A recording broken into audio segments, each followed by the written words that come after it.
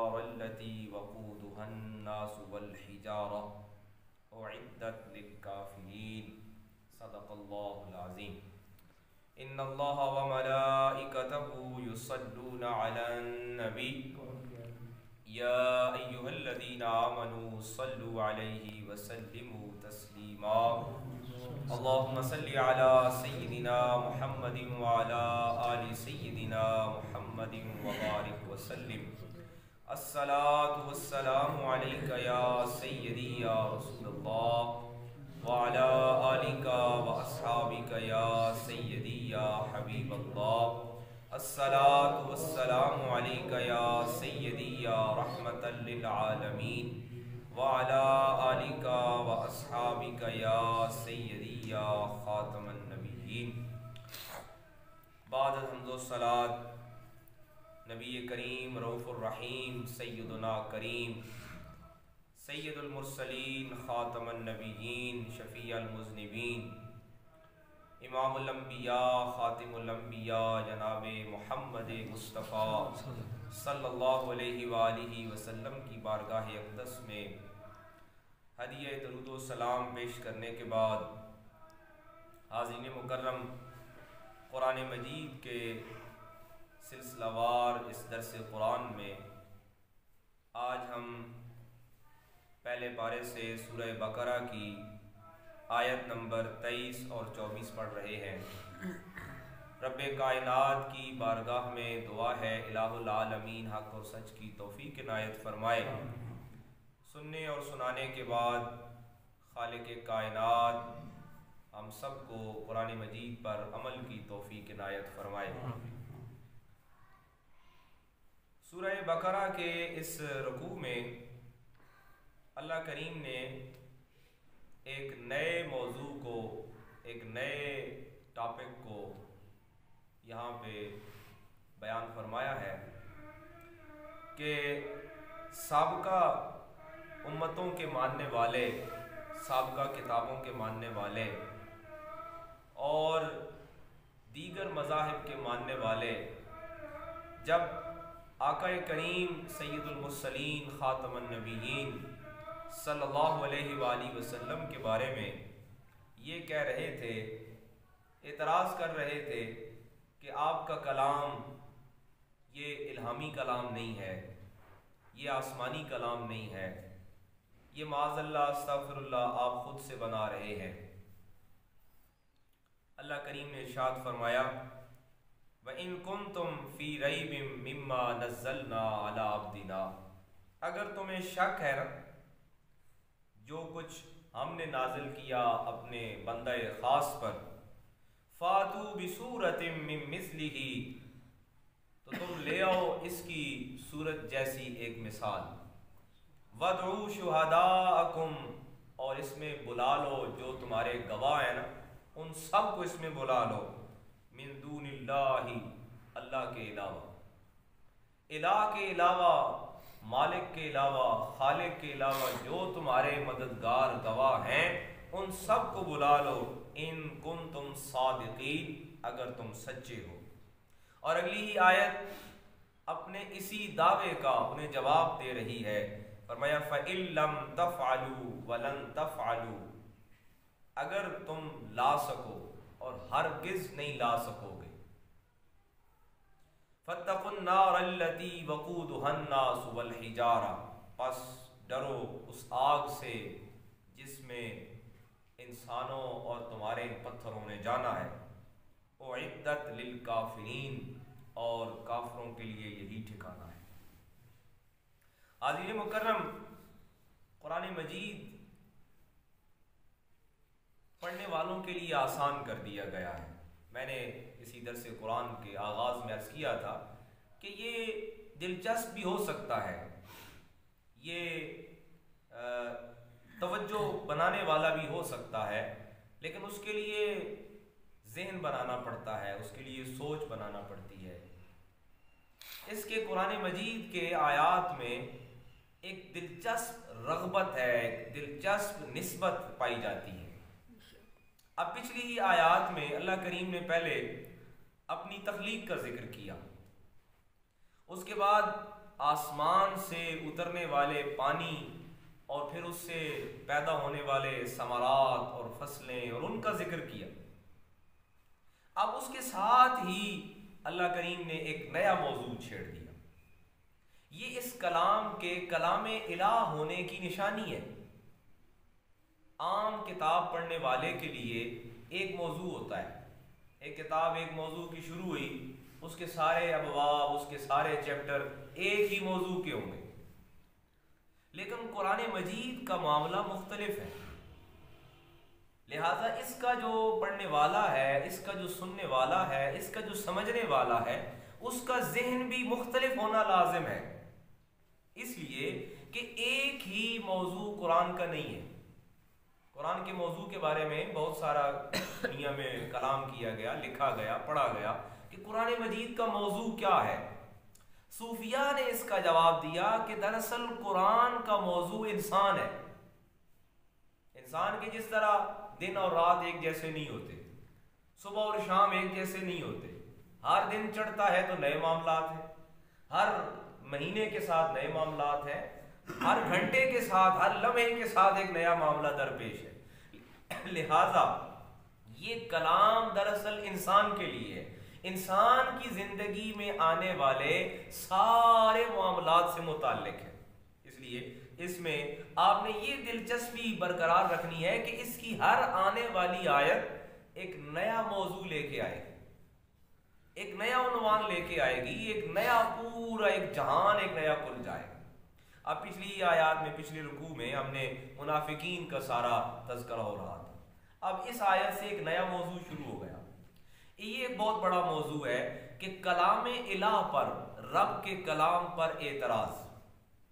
یہ دراصل اعتراض رسالت مآب حضور ختمی مرتبت سرکار دو عالم صلی اللہ علیہ وآلہ وسلم کی ذات پر ہو رہا تھا، اور پھر آپ پر جو نازل کردہ کلام ہے اس پر ہو رہا تھا۔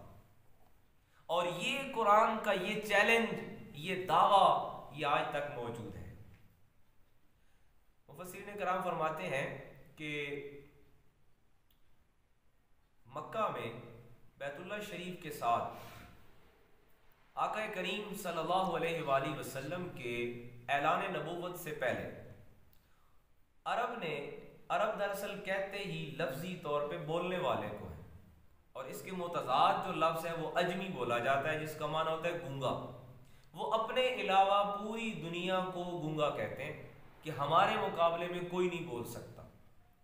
انہوں نے اپنی زبان کے 7 بہترین قسم کے شاہکار لکھ کر بیت اللہ شریف کی دیوار کے ساتھ لٹکائے ہوئے تھے، اور ان کا دعویٰ یہ تھا کہ دنیا جہان کے ادب میں، دنیا جہان کے لٹریچر میں، تحریر میں، زبان میں کوئی بھی انسان، کوئی بشر اس سے بہتر نہیں لکھ سکتا، اس کلام سے جو انہوں نے لٹکایا ہوا تھا، کہ اس سے بہتر کوئی نہیں لکھ سکتا۔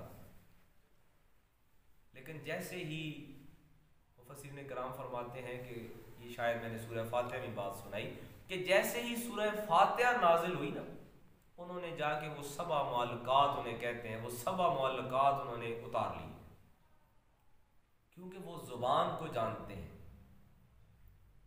وہ لٹریچر کو، ادب کو سمجھتے ہیں۔ انہوں نے کہا اس سے بہتر کوئی زبان بشر، انسان بنا ہی نہیں سکتا۔ لہٰذا اندرون خانہ وہ یہ تسلیم کر رہے تھے کہ یہ کسی انسان کا بنایا ہوا کلام نہیں، لیکن اپنے بغض، اپنے حسد، اپنے کینے کے سبب وہ اعتراض کر رہے تھے۔ ان کے اس اعتراض کا رب نے جواب دیا وَإِن كُنتُمْ فِي رَيْبٍ مِّمَّا نَزَّلْنَا، اگر تمہیں شک ہے مما نزلنا، جو کچھ ہم نے نازل کیا، علی عبدنا، اپنے عبد خاص پر۔ اب یہ بھی مفسرین کرام فرماتے ہیں کہ ایک رب کا اپنے محبوب کے لیے خاص محبت بھرا انداز ہے۔ عبد اس کا، ویسے تو ساری مخلوق ہی اس کی عبد ہے۔ اب اسی سے پچھلی آیت میں اللہ کریم نے فرمایا نا یا ایھا الناس اعبدوا، عبادت کرو، تو بندگی اور عبد یہ ساری مخلوق ہی اس کی عبد ہے، لیکن ان میں ایک محبت بھرا فرق پایا جاتا ہے۔ محبت بھرا فرق کیا ہے کہ ایک ہم سب کہتے رہے کہ تو ہمارا رب ہے، اور ایک وہ کسی کو کہے کہ ہمارا بندہ۔ ایک سارے کہتے رہے کہ ہم تیرے بندے، اور ایک کو وہ کہے کہ میرا بندہ۔ اس کے لیے وہ سورہ بنی اسرائیل میں 15ویں پارے میں رب کریم نے فرمایا نا، سبحان الذی اسرا بعبدہ، کہ وہ عبد، اور یہ عبد یہاں فرمایا مما نزلنا علی عبدنا، ہمارا بندہ، عبد خاص۔ اب اس ساری مخلوق میں جہاں پہ شجر و حجر، پتھر، دریا، سمندر، چرند پرند، ہر کوئی اس کی بندگی کر رہا ہے۔ عبد کس کو کہتے ہیں؟ عبد بندگی کو والے کو کہتے ہیں، جو بندگی کر رہا ہے۔ اب ساری مخلوق بندگی کر رہی ہے، لیکن کون وہ ہے جس کو خالق خود اپنا عبد قرار دے رہا ہے؟ فرمایا مما نزلنا علی عبدنا، جس کو ہم نے نازل کیا اپنے عبد خاص پر۔ اور وہ عبد خاص، وہ بندہ خاص، وہ ذات محمد، رسالت مآب آقا کریم صلی اللہ علیہ وآلہ وسلم کی ذات ہے۔ فرمایا اگر تمہیں اس پر شک ہے نا، فاتو بصورت من مثلہ، تو پس لے آؤ پھر اس کی کوئی مثال، ایک صورت بنا کر۔ اور یہ چیلنج آج تک موجود ہے، اور اس چیلنج کا کوئی جواب نہیں دے سکا کہ کوئی دوسری کتاب یہ دعویٰ بھی نہیں رکھتی ہے۔ کلام مجید ہی، قرآن مجید ہی اس روئے زمین کی وہ واحد کتاب ہے جس کا یہ دعویٰ ہے کہ اس کی مثال، اس کی مثل، اس کی تشبیہ نہیں بنائی جا سکتی، اور یہ چیلنج پوری دنیا میں آج تک موجود ہے۔ رب کا یہ دعویٰ، یہ چیلنج موجود ہے، فاتو بصورت من مثلہ، کہ اس کی مثال لے آؤ۔ وَادْعُوا شُهَدَاءَكُم مِّن دُونِ اللَّهِ، الہ کے سوا، رب کے سوا، اور جو کوئی اس میں تمہارا مددگار گواہ ہے نا، اس کو بھی ساتھ ملا دو۔ انہیں کہا گیا کہ تم اپنے شہر میں نہ بیٹھو، پورے جہان سے اکٹھے کر لو۔ ان کنتم صادقین، اگر تم سچے ہو پھر اس کی مثال لے آؤ۔ فَإِن لَّمْ تَفْعَلُوا وَلَن تَفْعَلُوا، لیکن اس کے ساتھ ہی اگلی ہی آیت اس کا جواب دے رہی ہے، بس اگر تم لا سکو، وَلَن تَفْعَلُوا، ہرگز نہیں لا سکو گے، ہرگز نہیں بنا سکو گے۔ فَاتَّقُوا النَّارَ الَّتِي وَقُودُهَا النَّاسُ، پھر ایسے کرو، ڈر جاؤ۔ اصل مقصد کیا ہے، اصل منزل کیا ہے؟ کہ رب سے ڈر جاؤ، اس کی پکڑ سے ڈر جاؤ۔ اگر وہ آج نہیں پکڑ رہا تو اس کا مطلب ہرگز یہ نہیں کہ تم دلیر ہو جاؤ، تم نڈر ہو جاؤ، تم بے خوف ہو جاؤ۔ فرمایا فَاتَّقُوا النَّارَ الَّتِي وَقُودُهَا النَّاسُ وَالْحِجَارَةُ، اس آگ سے ڈر جاؤ جس پہ انسانوں نے اور پتھروں نے جل جانا ہے۔ تو عازمین مکرم، قرآن مجید کا یہ دعویٰ دراصل ان کے لیے تھا، لیکن اس کو قرآن نے، رب کے کلام نے، وحی الہی نے ہمارے لیے محفوظ کیوں رکھا؟ اب یہ بات ہمارے سمجھنے کے لیے، ہمارا تو اعتراض نہیں ہے، اعتراض ان کا تھا 1400 سال پہلے والوں، لیکن ہمارے لیے اس آیت کو، اس قرآن کے اس سبق کو کیوں رکھا گیا؟ اس لیے رکھا گیا کہ بھئی دنیا میں یہی وہ واحد کتاب ہے جس کے ساتھ انسان کی نجات وابستہ ہے۔ ایک جملہ محاورتاً ہم بول دیتے ہیں کہ حافظ قرآن ہے، ان پڑھ ہے۔ ایک ہمارے استاد، انہوں نے یہ جملہ سنا، انہوں نے کہا بھئی یہ جملہ درست کرو، حافظ قرآن ہے اور ان پڑھ ہے، پھر پڑھا ہوا دنیا میں ہو کون سکتا ہے؟ لہٰذا انسان کی ہدایت، نجات، بھلائی، خیر، ترقی، علم، سب کچھ اسی کلام سے وابستہ ہے۔ جب وہ جن کو اپنی زبان پہ اتنا دعویٰ تھا، وہ 14 صدیوں سے وہ اس کے سامنے لاجواب ہیں، اس کے سامنے سر نگوں ہیں، اس کے سامنے جھکے ہوئے ہیں کہ اس کی مثال نہیں لا سکے، تو رب اس آیت کو اس لیے ہمارے لیے باقی رکھا گیا کہ دیکھو یہ کلام ہی دراصل ذریعہ نجات ہے، یہ قرآن۔ اور دیکھیں اس کے پڑھنے کا لطف کیا ہے کہ دنیا میں کوئی کلام ایک دفعہ سے پڑھا جاتا ہے، دوسری دفعہ پرانا ہو جاتا ہے۔ کچھ کتابیں ہیں سال گزرتے ہیں، ایک صدی، دوسری صدی، وہ پرانی ہو جاتی ہے، اس کو پڑھا ہی نہیں جا سکتا، اس کو سمجھا ہی نہیں جا سکتا۔ یہ کلام ایسا کلام ہے جو ہر نئے سال میں، ہر نئی صدی میں، ہر زمانے میں پھر تازہ ہے، اور پھر اسی طرح قابل عمل ہے، پھر پڑھنے والوں کے لیے اسی طرح ہے جس طرح ابھی اتر رہا ہے۔ لہٰذا یہ آیات ہمیں یہ بتا رہی ہیں کہ انسان کی نجات، انسان کی بھلائی، انسان کے لیے ہدایت وہ دراصل رب کے اسی کلام سے وابستہ ہے۔ الہ العالمین کی بارگاہ میں دعا ہے کہ رب کریم ہمیں قرآن مجید کی سمجھ اور اس پر عمل عطا فرمائے۔